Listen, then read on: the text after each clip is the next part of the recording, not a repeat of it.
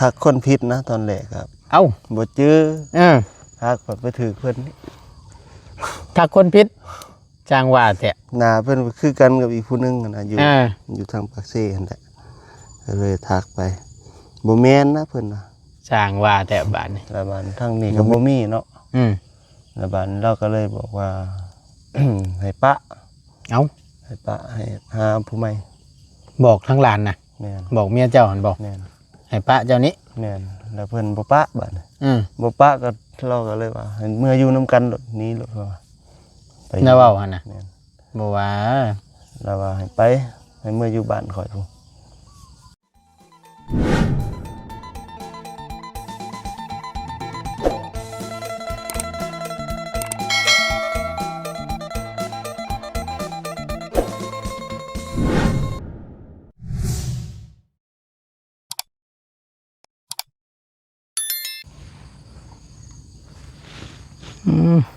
คือจังว่าเปโตรเขียนข้อมาบาดนี่มาแต่ทางใดเด้นั่น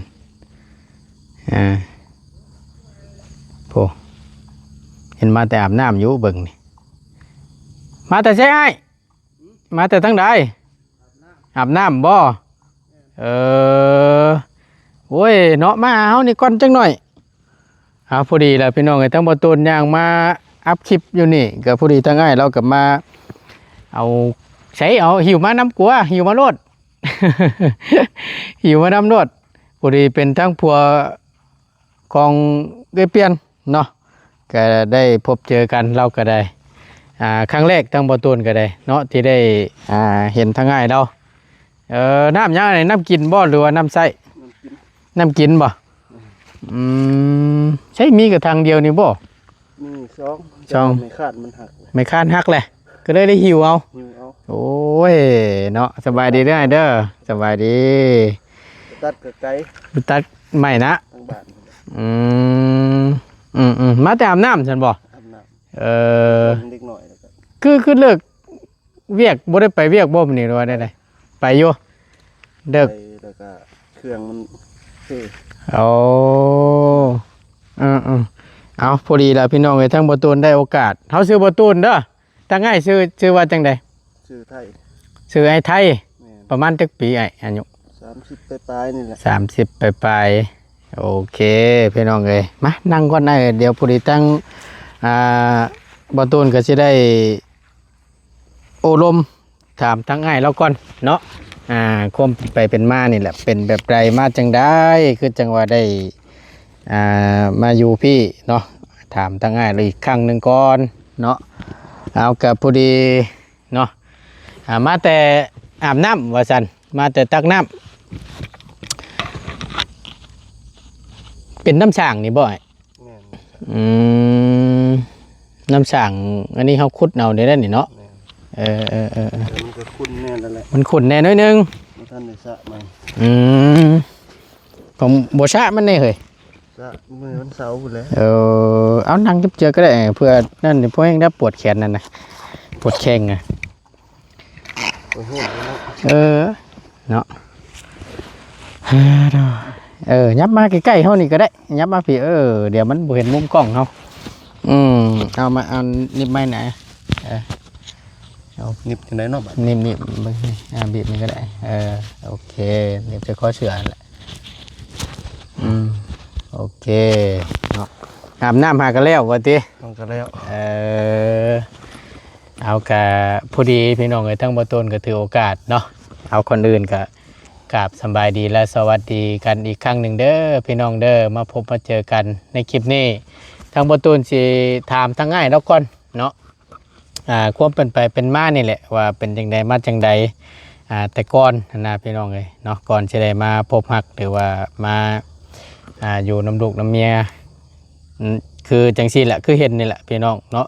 ทั้งง่ายนี่เป็นคนบ้านใดก่อนอยู่ คนทางปักซองคนทางปักซองเพิ่นบ่ซองละหาน้ำเฮานี่อยู่บ้านใดนะบ้านสาราเลี้ยวบ้านสาราเลี้ยวเมืองหยังสองคอนเมืองสองคอนโอ้โอ้บ้านเกิดเมืองนอนได้นะอยู่พุ่นเนาะ อันเฮาขออนุญาตถามเด้อที่ไปที่มาเป็นจังไดมาจังใดคำตอบได้ก็ตอบตอบบ่ได้ก็บ่เป็นหยังเด้อเอาตามที่สบายใจอ้ายนั่นแหละเนาะบางเทื่อก็คือว่าได้พี่น้องเอ้ยทางบ่ตูนถามไปอาจสิทางอ้ายเราบ่สามารถตอบได้ก็บ่เป็นหยังพี่น้องเอ้ยเนาะก็ถามจากคู่นี่แหละทางพ่อแม่พี่น้อง FC เพิ่นก็อยากจักนํกันหลังจากที่ทางบ่ตูนได้ถ่ายทำลงไปเนาะล่าสุดนี่ก็ทางประตูนซื้อเข่ามาให้พร้อมกับมีและไข่เข่า1กระสอบมีแก๊ส1ไข่แตะ1แล้วก็เบาเน่าน้ำอีก1กระสอบเนาะก็เป็น2กระสอบ100 โลเลยแหละพี่น้องเนาะก็เลยมามอบให้ทางครอบครัวของไอ้แล้วนี่เสร็จสิ้นเป็นที่เรียบร้อยเนาะก็ขออนุญาตถามพี่น้องทั้งไอ้ก็ก่อนที่ได้มาอยู่นี่ก็เคยมีครอบมีครัวมาก่อนปะแม่นเคยมีครอบครัวมาก่อนมีครอบครัวก่อนแล้วแต่ก่อนเคยสั่งครอบสั่งครัวอยู่ใส่รุ่นแรกทางปากเสทางปากเสเอาบ่ค่อยได้อยู่บ้านตัวเองดอกอยู่แต่ปากเสบ่ได้เมียแล้วไปอยู่เพื่อนเมียพุ่นจักปีแล้วเอาลูกกับเมียอยู่พุ่นก็ได้ก็ประมาณ 7-8 ปี7-8 ปีมองนี่แหละ8 กว่าปีนี่แหละประมาณนี้แหละมีลูกมีเต้านำกันบ่มีนะมีอยู่จักคนลูก3 คน3 คนใหญ่เบิดแล้วเนาะผู้กกก็มอง6-7 ขอไปปีปลายนี่แหละ 7-8 ปีนี่คนกกมันบ่คนที่สองแต่ประมาณ5-6 ปีประมาณ5-6 ปีคนที่3คนที่3มอง2 ปีไปได้ทำได้เฮียนอยู่บ่ดกกกก็ได้ตั้งแต่เขาเฮียนบ่ได้ติดต่อตั้งแต่โทรศัพท์เครื่องเก่าตายแล้วก็บ่ได้ติดต่อนึงว่าเบอร์ก็อยู่ในเครื่องนั่นเด้เบอร์โทรบ่ได้จำบ่ได้ครับบ่ได้มันตายแล้วก็แล้วเบอร์โทรนึงโอ้พี่น้องเอ้ยมีครอบมีครัวกับอันผู้เก่านั่นมีลูกนำกัน3 คนเนาะแล้วเฮาขอโทษนำหลายๆเป็นไปเป็นมาจังได้ปะยาห่างกันกับเมียผู้เก่าก็เป็นคนมักจมนี่แหละไผเป็นคนจมเมียน่ะทางผู้เมียจมเป็นจมเก่งแล้วก็ คืออยู่นำกันบ่ได้น่ะแบบว่าโชว์กระดุนะเป็นหันเป็นนี่ก็ไปเมื่อยไปส่งไปหาแล้วก็มันก็ไปทางอื่นทางผู้เมียจนกลัวได้ปะกันพุ่นแหละไปทางผู้เมียนี่เพิ่นป่วยเพิ่นโชว์สิบ่แม่นเพิ่นเป็นโรคหยังไงกระเพาะโรคกระเพาะรักษาบ่หายบ่ก็ไปจักเท่าใดหม่องเท่าใดบ่อนแต่ก็บ่เซาโอ้ยพี่น้องไงเนาะและอันไผเป็นคนปะยาห่างทั้งเมียบ่หรือว่าทั้งเจ้าทั้งคอยนี่แหละบ่ไหวก็ไปบ่ไหวก็ไปเองแต่ให้บ่กินฮอดลูกกินฮอดเต้าบ่ไหวก็คิดฮอดอยู่หั่นแหละกินฮอดอยู่ก็ตอนแรกก็ว่าสิบ่ได้ปะกันเนาะเพราะว่ามีลูกนำกันแล้วเด้แต่มันบ่ไหวก็ย้อนเมียจมเป็นแม่นสาเหตุเดียวนี่บ่แม่นบ่ได้มีเรื่องอื่นหรอวะบ่จมดุได้ก็เดี๋ยวเนาะคือเว้าหั่นแหละบ่ทั้งพ่อเฒ่าแม่เฒ่าก็ยังอยู่บ่อยู่แล้วเพิ่นบ่ได้ว่าแนวใดบ่ก็บ่แล้วล่ะปะยาห่างกันได้เสียคลองอยู่บ่ได้เสียต่างคนต่างไปสิบ่โอเคบ่ได้เดี๋ยวตามลงไปเด้อผู้ใดทางบ่ได้เพิ่นพี่น้องให้ลงหน้าผู้ดีก็ได้แยกย้ายกันบัดนี้เนาะก็ได้กลับมาอยู่บ้านบ่ทางง่ายก็ได้ก็บ่ปะกันก็เฮ็ดเวียกอยู่ปากเซเลยเฮ็ดเวียกอยู่ปากเซเฮ็ดเวียกหยังน่ะก็ตอนแรกก็ไป กรีดยาง โดย กรีดยางน้ำยางบ่ออกนะส่วนนะบ่ได้เปลี่ยนงานไปเฮ็ดก่อสร้าง เฮ็ดก่อสร้างอยู่ในโรงงานยางบัดนี้ไปก่อสร้างแบบมองได้มันเพ่นะครับต่อเติมใหม่โดยเฮ็ดใหม่แล้วก็อยู่หันได้มองเดือนนี่แหละก็พอดีพ่อเพิ่นนี่ก็มาว่าแล้วกับป้ายาห้างกับเมียอะไรขึ้นมาเนี่ยก็ยังบ่ได้มาบ้านเกิดเมืองนอนจ้ะยังไปเฮ็ดเวียกอยู่มาอยู่แต่ว่ามาก็ไปไทยก็ได้2 เดือนลงไทยนะลงเฮ็ดเวียกยังอยู่ไทยไปเฮ็ดอันนั้นชงน้ำก้อนชงโรงงานน้ำก้อนแม่นชงน้ำแข็งน้ำก้อนยูนิคนี่แหละแข็งหลอดอยู่แถวใดนะอยู่จังหวัดอยุธยาพุ่นได้2 เดือนบ่ลงไปไทยมี2 เดือนก็ได้กลับขึ้นมาอีกเดี๋ยววันนี้มาเฮ็ดเวียกอยู่บ้านเฮาอีกบ่บัดนี้แม่นเฮ็ดเวียกอยู่บ้านเฮาแหละแต่มาพบเจอกับเมียปัจจุบันนี้แม่นไปพ้อกันอยู่ไสโทรศัพท์นี่แหละทางโทรศัพท์นี้แม่นทักคนผิดนะตอนแรกครับเอ้าบ่เจอทักไปถือเพิ่นทักคนผิดจางว่าแท้หน้าเพิ่นคือกันกับอีกผู้นึงนะอยู่ทางปากเซ่นั่นแหละก็เลยทักไปบ่แม่นนะเพิ่นน่ะจางว่าแต่บาดนี้บ่แม่นก็เลยคุยกันมาเลยบ่แม่นก็ย่าแล้วว่าทักเพชรนั่นที่แรกคิดว่าคนอยู่ทางปากเซ่หั่นแม่นหน้าใกล้ๆกับเมียนี้แม่นเดี๋ยววันนี้เฮ็ดจังได๋ซะบัดนี้ก็คุยเลย คุยถามไทยกันแม่น นี่บ่ได้ค่อยคุยปานใดดอกตั้งเทื่อเฮิงแต่สุดท้ายบ่ได้มาอยู่นำกันซ้ำบ่ค่อยได้คุยอีหลีได้บ่เมียนี่ได้แม่นหลายช่างว่าแท้ตั้งเทื่อกับห่างเป็นเป็นครึ่งเดือนก็มีติด2 อาทิตย์จังสิได้ติดต่อหากันสิร่วมกันหั่นได้ค่อยได้คุยกันดอกช่างว่าแท้บาดนี้เนาะบัดท่าแล้วมันมาเล่นก็พอดีมาเที่ยวแรกก็อยู่2 มื้อเนาะอยู่เฮือนนั่นน่ะเพิ่นเจ้าบ่มาดินเจ้าบ่มาดินแม่นมาดินอยู่ในบ้านเพิ่นนี้แม่นมาดินมาเบิ่งนี่แหละเนาะแม่นมา2 มื้อแล้วเพิ่นก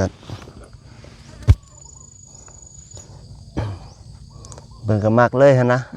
ยังไงซะบ่เพิ่นว่ามาเห็นแล้วก็ปิ้งเลยโอ้ยเนาะก็ไปเฮ็ดเวียกอยู่รัก3เด้โรงงานเหล็กไปอยู่หันเดือนนึงแล้วก็ออกแต่หันแล้วก็มาอยู่เลยบาดนี้อันก่อนสิมาหากันมาพบกันนี่ก็เคยได้เว้าสู่กันฟังอยู่บ่แบบว่าก่อยเคยมีครอบมีครัวมาก่อนได้จังซั่นจังซี่เว้าคือกันได้เว้าสู่เพิ่นฟังอยู่ทั้งเจ้าก็ฮู้อยู่บ่ว่าเราก็เป็นแม่ห้างลูกติดนี่ก็ฮู้คือกันแต่ก็รับได้เนาะแต่ก็มักฮักเนาะเอาพี่น้องเอ้ยสิจักสิเอิ้นว่าจังใดทางบ่ต้นก็มันคู่สายแน่นเราบ่หรือว่าจังใดเนาะจังว่าทักคนผิดจุดประสงค์ของเราเล็กๆเด้นั่นเราคิดว่าเป็นผู้สาวอีกคนนึงผู้ใดอยู่ปากเซ่พุ่นน่ะหน้าคล้ายๆกับเมียเราทักผิดแล้วบัดนี้เด้ก็เลยล้มเลยเราล้มไปล้มมาแล้วก็จังว่าได้มาอยู่น้ำกันเนี่ยนะเนาะโอ้ยเอาก็แสดงว่าเป็นคู่เป็นแน่นกันนั่นแหละเนาะหักแพงกันไว้ได้เด้อจังใดก็ได้เอาเดี๋ยวเขาสิถามเบิ่งทางอ้ายเราอีกพี่น้องทางบ่าวไทยนี่แหละทางอ้ายไทยอันขออนุญาตนำมันทั้งพ่อทั้งแม่อ้ายนี่ได้ซะอันเพิ่นยังอยู่ครบเบิดบ่เสียเบิดแล้วเพิ่นจากไปตะลุนนะบ่ปีกายนี่ปีที่แล้วนี้แม่ทั้งพ่อทั้งแม่เด้อแม่กำพร้าพ่อกำพร้าแม่ได้พ่อแม่ตายจากละบัดนี้เนาะแล้วบัดนี้ทั้งญาติพี่น้องทั้งอ้ายมีจักคน มี3-4 คน บ่ สี่ทั้งข่อยนี่แหละ แต่เพิ่นก็มีครอบมีครัวเบิดล่ะบ่ มีเบิดล่ะ มีเบิดแล้วเพิ่นก็อยู่เฮือนไปเฮือนมันเนาะ แม่น อืมแล้วบัดอยู่ทางบ้านบ่ได้ใช่บ่ได้มีให้มีนาเฮ็ดบ่ ก็มีก็ มูลมังของ ขายให้เอื้อยแล้วก็ว่าสิไปตั้งหลักอยู่ปากเซ่เลยปะกันก่อน บ่ แม่น ตะกี้เห็นบ่ แม่น บัดขายแล้วพ่อกับเพิ่นนี่บัดโอ้เสียดายเด้ว่ะ ขายให้ไผขายนะ ให้เอื้อยตัวเอง ขายให้กับเอื้อยเป็นหน้านี่บ่ แม่น ที่แรกนั่นจุบ ขายแล้วมาเจอกับคนบ่มีคือกันโอ้ โอ้ จุกเลยบาดนี้ บ่เจ้ากันความเสียดบาดนี่ แต่ฮู้อยู่บ่ว่าเพิ่นก็บ่มีนี่ก็ได้ ฮู้ ฮู้อยู่ ฮู้แต่มันก็บ่ทันแล้วเด้ มันรู้จักกันตอนขายแล้ว โอ้คำว่าบ่ขายก็ยังพอได้ให้ได้หน้าเมื่อเฮ็ดอยู่เฮ็ดกินอยู่บ้านเนาะ แม่นครับว่าบ่ขายเพิ่นก็สิเมื่ออยู่พุ่นแหละ เอากับเราหน่อยได้จักเดือนแล้ว ประมาณ 2-3 เดือนฮอดบ่ ประมาณ2เดือนนี้ ตั้งแต่ช่วงดำหน้า ม ดำหน้าแรก อืม ๆแต่ช่วงพุ่นแหละช่วงนี้เด้ไปดำหน้าซอยบ่อเตียงเด้ บ่ แม่น ก็ไปมื้อนึง เจ้าได้ไปมื้อหนึงบ่ แม่น ช่วงนั้นได้ แม่น โอ้ หน้าไผก็หน้าพ่อเฒ่าเพิ่นบ่ หน้าพี่น้องเรานั่นแหละ อืม หน้าพี่น้องเราเนาะโอ้ได้ไปลำหน้าซอยบ่เตียงอยู่ แม่น ได้ไปอยู่เนาะ ไป จักเทื่อไปนั่นน่ะ มื้อนึง มื้อหนึง พอดีบ้านเมียงแหละที่เราไปหับมานะซุ่มนั้นอยู่ซุ่มนั้นอยู่อีกมือนึง อยู่โอ้จักว่าช่วงเดียวกันกับที่ว่าเขาน้องพรน้องอันนั้นบ่พี่น้องไอ้น้องพรคำกับคนในวันเทอมใหญ่นั่นบ่เนาะเที่ยวเพิ่นไปหับมาแล้วก็ ยันแม่น น่าสิพร้อมกันเนาะ หลายคนเติม ยันแม่นแล้วสันพี่น้องเอ้ยช่วงนั้นน่ะ ซุ่มนั้นบ้านเฮาไกลก็ แม่นขึ้นพลานพุ่นเด้ แม่น โอ้ยันแม่นละจากจังหวัดนั้น มันน่าไปเสร็จนี่แหละ บ่อยู่บ้านเทิมใหญ่ ยันแม่น คนบ้านเทิมใหญ่พุ่นแหละสันบ่สันพี่น้องเอ้ยเนาะเอาเดี๋ยวทั้งบ่ตูนสิถามเขาเรื่องมาทั้งนี่แหละบ้านนี้ที่สาเหตุที่เราได้ออกมานี่แหละพี่น้องอยู่ให้อยู่หน้าอยู่น้ำพี่แหละทางพ่อสาวเตวแม่สาวเตวนี่แหละเนาะเจ้าเอิ้นแล้วนี่เอิ้นอะไรนี่ ตัวเฒ่า เอิ้นพ่อเฒ่าแม่เฒ่า แม่น เจ้าหลานเพิ่นเนาะ แม่น แล้วบัดนี้เฮาขออนุญาตถามในอันที่สาเหตุที่ว่าได้ออกมาอยู่น้ำทั้งพ่อสาวเตวอยู่ให้อยู่หน้าพี่นั่นแต่ก่อนเจะอยู่พุ่นบ่อยู่เฮือนอยู่น้ำพ่อเฒ่าอยู่ในบ้านพุ่น แม่น แล้วเป็นจังได้เพิ่นจังว่าได้ให้ออกมาอยู่พี่ ก็ เล่าให้เราฟังมึงหนู เราอยากให้ เล็กๆนะ อยากให้มายังมาขอ อืม แล้วบ้านทางนี้ก็บ่มีเนาะ อืม แล้วบ้านเราก็เลยบอกว่า ให้ปะ เอา ให้ปะให้หาผู้ใหม่ บอกทั้งหลานนะ แม่น บอกเมียเจ้าหันบอก แม่น ให้ป้าเจ้านี้ แม่นแล้วเพิ่นบ่ปะบัดนี้ อืม บ่ปะก็เราก็เลยว่าให้เมื่ออยู่นํกันรถนี้รถว่าไป น่าเว้าหั่นน่ะ แม่น บ่ว่า แล้วว่าให้ไปให้เมื่ออยู่บ้านข่อยพุ่น ไล่เจ้ากับเมียเจ้าให้เมื่อบ้านพุทธ แม่นเพิ่นบอกนี่ให้ปะเด้ ให้ป้าทั้งอ้ายนะ แม่นนี่บ่ปะบัดนี้บ่ปะแล้วพอดีทางแม่เฒ่าอีกผู้หนึงนะแม่เฒ่าเจ้าของนี่แหละ โดย แล้วก็เราว่าให้ออกมาอยู่พี่ อ่า ตอนแรกเตรียมเครื่องก็ได้ว่าสิเมื่อบ้านล่ะ ว่าสิเมื่อพุ่นแล้วเพิ่นก็ มาคุยกันจังได๋ล่ะให้ออกมาอยู่พี่ก็มา บ่ว่าเห็นว่ากันเนาะทางปู่พ่อเฒ่าผู้นั้นนั่นเพิ่นให้ทั้งอ้ายน่ะมาไหว้มาขอสิบ่ แม่น ให้มาแต่งมาแปลงแล้ววันนี้ทางง่ายน่ะก็ยังบ่ทันได้มา บ่ ก็ยัง ผู้มีเงิน บ่มีเด้ ก็ยังหาอยู่เนาะ เนี่ย ในเขาลองคุยกันไว้นั่นเท่าไรนั่น ก็ทางนั้นอยากได้เท่าได้ละ20 ล้านบ่ ชาวล้าน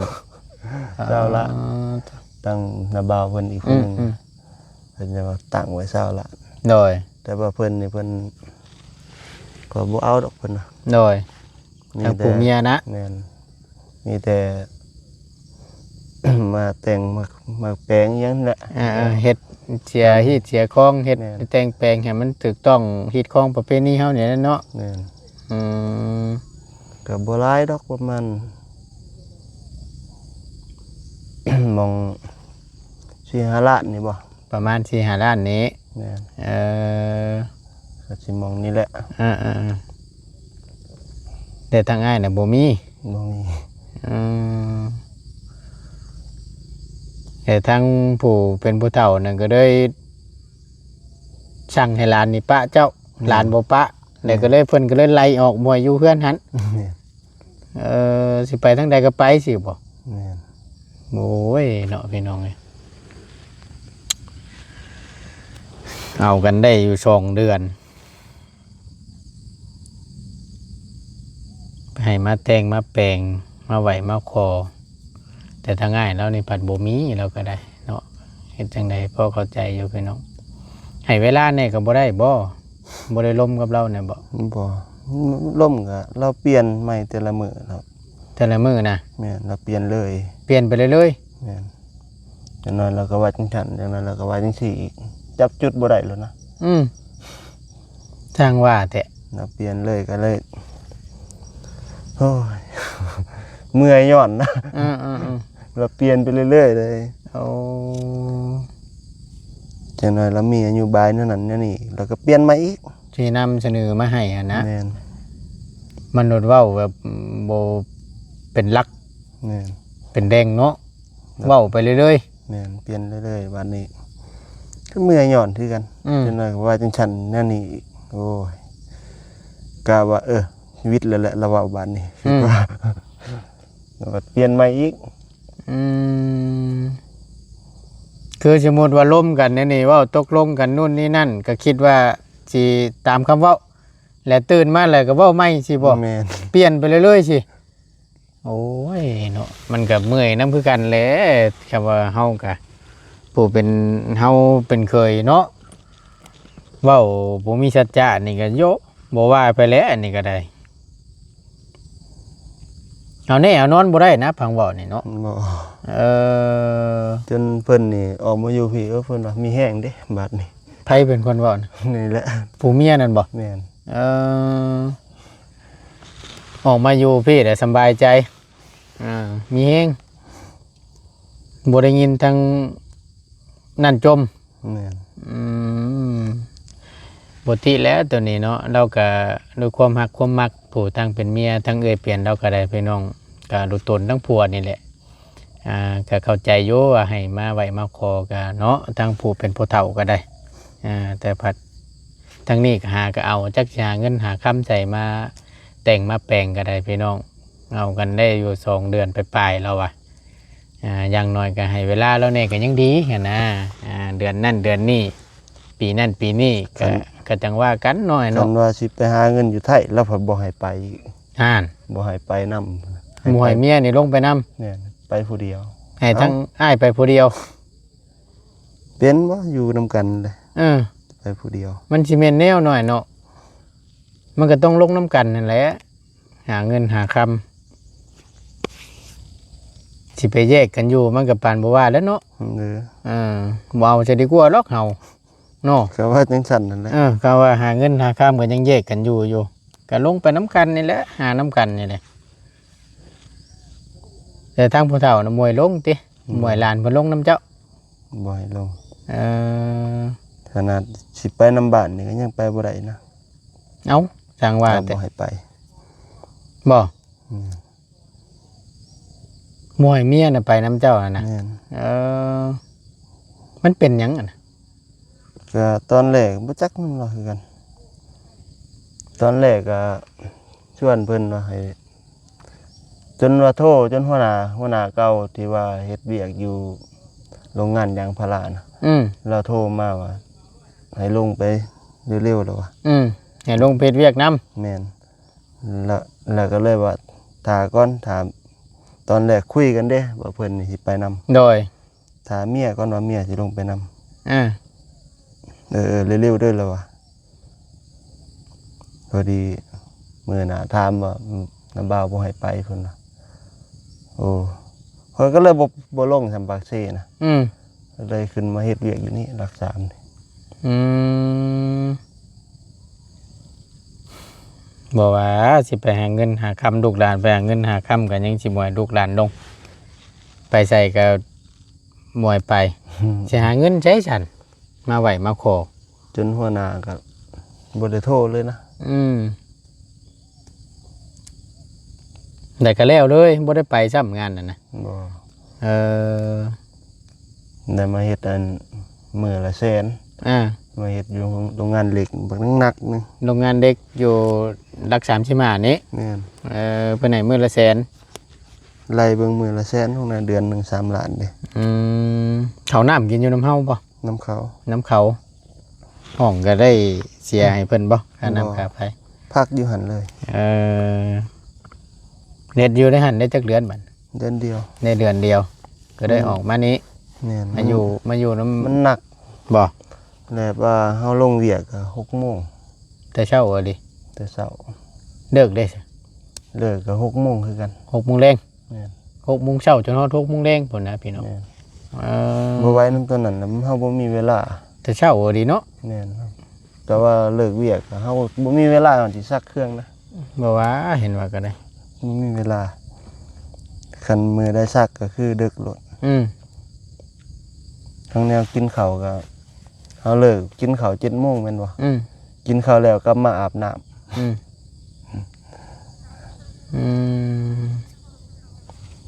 น้ำพักผ่อนแล้วนอน ตื่นแต่เช้าอีก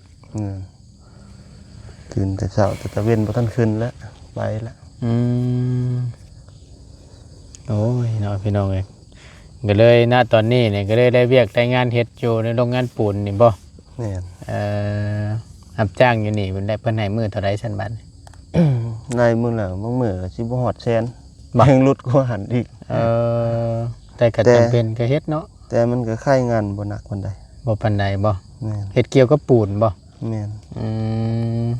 ย่อกระสอบปูนเลี้ยงเฉลดเด้เลี้ยงกระสอบ เฮ็ดนํกันเหรอกับพ่อเฒ่านี่กับพ่อชาวแตวนี่ นำกันเราบางเทื่อเรานั่นน่ะเราจำกาบางเทื่อเราก็คือข่อยบ่มีคือเขาบ่มีคนนะเขาบ่มีครูเขาก็เอาข่อยไปเป็นกองนำเราก็พอเจ้าแต้วเราก็พ่อเฒ่านะเราก็เลยได้อนามัย โดย แบบว่ากระสอบปูนตัวใดมันแตกก็เอาไปเทคืนนะกระสอบมันแตกปูนมันเหี่ยจังซี่นะ เจ้า ก็กวดลงนั่นแหละลงใส่เครื่องมันคือเก่า โอ้ยเนาะพี่น้องเอ้ยแล้ววันนี้แหละเอาแบบได้เงินเดือนเนี่ยเป็นได้เดือนบ่หรือว่าเป็นวิก เป็นวิก เป็นวิกหนึงเท่าไหร่นะได้ วิกบางแล้วนี่เท่าใด 7-8 แสน ได้7-8แสนพอได้ซื้อข้าวซื้อน้ำกินเนาะ บ่ทันฉะนั้นเดือนนี้บ่ทัน บ่กุ้มกินจังบ่อย ซื้อบักพริกเป็นงัวบางหันก็บ่พอซ้ำก็เลยบ่ได้ซื้อซ้ำบางหันก็นะ บ่บ่พอซ้ำ อันนั้นสิหาเงินหาคำให้ไปไหวไปขออยากได้เดี๋ยวนี้มันก็บ่ทันแน่เนาะ แม่น ให้เวลากันแน่กันยังใกล้อยู่ทางพ่อเฒ่าก็ได้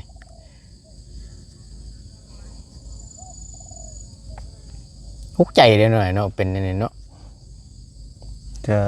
ห่วยทั้งเทื่อนอนคิดแล้วโอ้สงสัยสิได้ไปแล้วแหละคันแนวนี้เป็นคิดนั่นน่ะพุ่นได้ บ่ สงสัยเราให้ไปแล้วคันแนวนี้ โดย เอายามใดเราก็เอิ้นมานี่เนี่ยคราวหนึงเราเอิ้นเพิ่นน่ะ ผู้เฒ่าอันบ่ แม่น เอิ้นเมียนะ แ ม่นเราเอิ้นลงไปคุย ลงไปคุย ถึงก็คุยกันแล้วโอ้มีแล้วแหละแนว คิดในใจแม่นอีหลี เทียงพ่อเฒ่าหลานชาวลงไปย่ำใดนี่ต้องมีแหละ แม่น คิดแหละทั้งนี้ คิดแล้ว แม่นอีหลี สงสัยเราบ่ให้อยู่แล้วแหละว่ะ อ่า คิดในใจแม่น เป๊ะโอ้ยเนาะ แต่เพิ่นน่ะว่าบ่ให้ไปเพิ่นน่ะ ไผหมวยไป เมียน่ะ เพิ่นแต่เมียน่ะบ่ให้ทางง่ายไป แม่น สิเป็นจังไดก็อยู่นํกันนี้ แม่น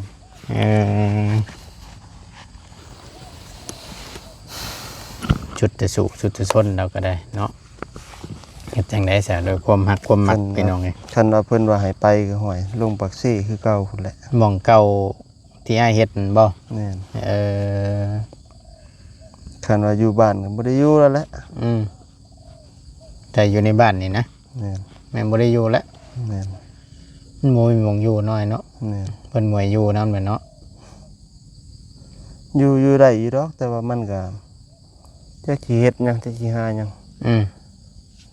อยู่ก็บ่มีเงิน อืม หาเฮ็ดเวียกดีกว่า แม่นอยู่มันก็บ่มีความสุขกันแหละพี่น้องไงก็บ่ปืนนั่นนะแต่ว่าอยู่ในเพิ่นก็ได้พอเฒ่าจมให้อยู่เฮ็ดเมื่อยมาเฮ็ดเวียกเฮ็ดงานเมื่อยๆมาได้ยินพอเฒ่านั่งจมนี่ก็โยเนาะก็บ่ม่วนปานใดแหละบ่ติแหละตัวนี้ พอเข้าใจเลยพี่น้องเอ้ยทั้งหัวอกผู้ชายคือกันนี่ทั้งบ่ต้นก็เป็นเคยคือกันนั่นแหละพี่น้องเนาะเป็นเคยสู้มาเอาเมียแล้วก็อยู่นำพ่อเฒ่าแม่เฒ่าหากแต่ว่าก็คือเว้าหั่นแหละก็ยังโชคดีทั้งบ่ต้นก็ได้มาอยู่ก็บ่แม่นว่าย่องหรอกก็เราก็บ่เคยเว้าเคยว่าบ่เคยจมให้หั่นนะก็ดีอยู่ยอมรับอยู่พี่น้องเอ้ยแต่ก็ณตอนนี้ก็เพิ่นก็ได้ล้มหายตายจากไปแล้วก็เหลือแต่ป้ากับลุงอยู่นำกันน้องสาวหันทั้งบ่ตูนก็ได้แยกออกอยู่เฮือนต่างแล้วคือว่านั่นแหละเอาจังใดก็สู้ๆได้เด้อเป็นกำลังแห่งใจให้เฮาก็ได้เฮ็ดจังไดสู้ไปนี่แหละมีมาหาได้แล้วก็เก็บหอมรอมริดเอาแล้วก็จังค่อยเฮ็ดให้มันถูกมันต้องนั่นแหละแต่เฮาก็บ่ได้ปะได้ถิ่มเนาะเอาลูกเอาหลานเพิ่นก็ได้ด้วยความหักความแพงอดเอาอันนั่นแหละจะได้ซะทางเฮาก็ได้ซื้อข้าวมาให้กับบ่าวยาวก็มีทั้งเอ้ยใหญ่ใจดีเพิ่นนั่นแหละฝากเงินมาให้เห็นดูโต้นแล้วอ่ะก็ฝากเงินมาให้ซื้อข้าวให้มีไข่น้ำพอได้กิน100กระสอบนี่ก็100กระสอบก็สั่นบ่ตูน ก็เว้าไปแล้ว100โลเนาะก็คือสิกุ้มล้นเติบอยู่ดอกน้อยเนาะได้ก็คง ดอ สิ กเดือน2เดือน อ่า เดือนไป เนาะเพราะว่า3-4 ปากหนึ่งเด้เนาะลูกกับ2 คนบ่อยู่นำ แม่น แล้วก็พ่อแม่หันพี่น้องไงนอนอยู่หั่นแหละเนาะอันไปเวียกไปงานนี่ก็ย่างไปบ่แต่ละเตือกก็ ย่า ได้ งไป ป้าเผื่อสิฮอดเนาะอย่างน้อยก็ได้วิโก้คอยาวคือพ่อเฒ่าก็อยู่ปั่นไปเนาะแล้วรถถีบก็ยังพอไข่อยู่ได้พี่น้องไงพอได้ทุนแรงเขาอีกได้เนาะ แม่นอยู่ ใครกลัวย่างอยู่ได้จักรยานหรือว่ารถถีบแบบหรือว่ารถอันนี้เขานี่พี่น้องก็ปั่นไปออกกำลังกายไปนำยังพอใครอยู่ได้เนาะจังใดก็สู้ๆหน่อยเนาะเป็นจังใดก็อดเอาหั่นแหละเด้อให้ฮักแพงกันเด้อใจแน่นเฮาให้ได้ซะไปมันฮ้อนระบาดนี้แลดช่องระบาดนี้พี่น้องเอ้ยก็ขอบอกขอบใจหลายๆเนาะที่ให้ความร่วมมือแล้วก็ถามแล้วก็เว้าก็